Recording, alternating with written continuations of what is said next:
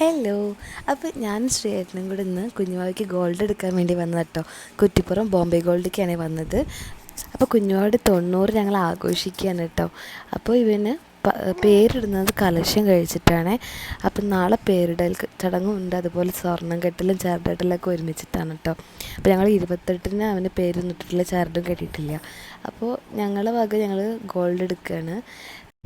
പിന്നെ പെൺകുട്ടികൾക്ക് കിട്ടുന്ന പോലെ കുറേ മോഡൽസ് ഒന്നും ഇല്ല കേട്ടോ.